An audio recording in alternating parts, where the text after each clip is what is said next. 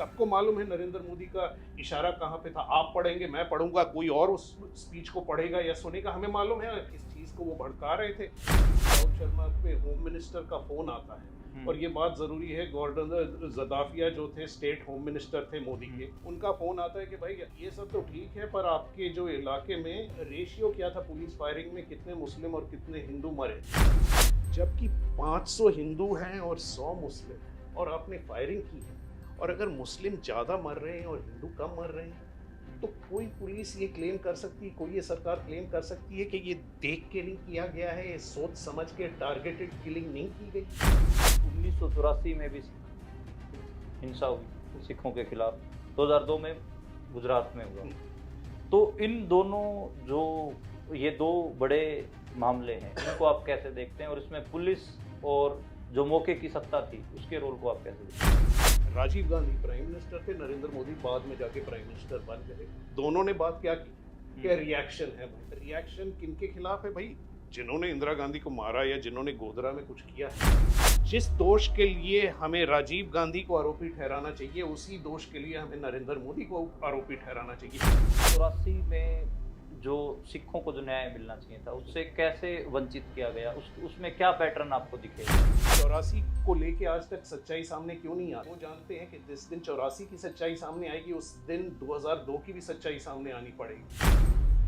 आपने इन सारी बातों का जिक्र किया, जिसमें पुलिस, सरकार और जो कमीशन, जो रिटायर्ड जज, अदालतें, जो भारतीय राज सत्ता की जो संस्थाएं हैं, उनके बारे में आपने जिक्र किया।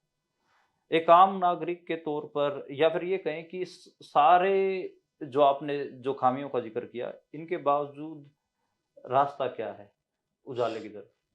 आपको क्या रास्ता नजर आता है कि कैसे इस पूरी खामियों से भरे हुए तंत्र का मुकाबला एक आम आदमी करेगा? देखिए, आम आदमी नहीं कर सकता, ना आप और मैं कर सकते हैं। हम तो पहले जो हुआ है उसकी सच्चाई बता सकते हैं, पत्रकारिता का उतना काम है।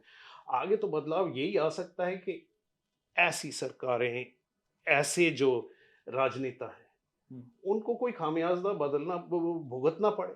आप अगर ऐसी सरकार के इंचार्ज रह के, जहां पे लोग मरे हैं, इस तादाद में मरे हैं, उसके बाद ऐसी मेजॉरिटी जीतते हैं, 84 में भी ये हुआ मोदी द्वारा, जिससे आपका पावर बढ़ता है, घटता नहीं है, तो तब आम आदमी क्या कर सकता है?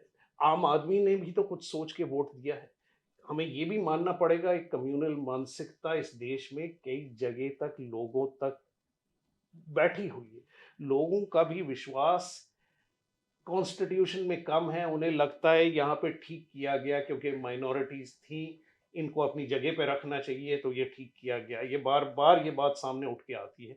तो ये तो एक मानसिकता की बात है, ये अपनी सिस्टम्स की बात है, इंस्टीट्यूशंस की बात है कि हमें एक डेमोक्रेसी या जमहूरियत जो बोलते हैं और कॉन्स्टिट्यूशनल डेमोक्रेसी में बहुत फर्क है। डेमोक्रेसी में आप वोट डाल सकते हैं और सरकार जो मर्जी चाहे कर सकते हैं। कॉन्स्टिट्यूशनल डेमोक्रेसी में आप वोट डाल के सरकार को सामने ला सकते हैं, पर सरकार कॉन्स्टिट्यूशन के नीचे आती है।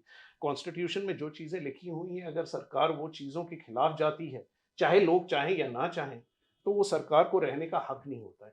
तो उस तरह से हमें ये मानना पड़ेगा कि हम सही तौर पे कॉन्स्टिट्यूशनल डेमोक्रेसी नहीं है, हम एक मोबोक्रेसी हैं।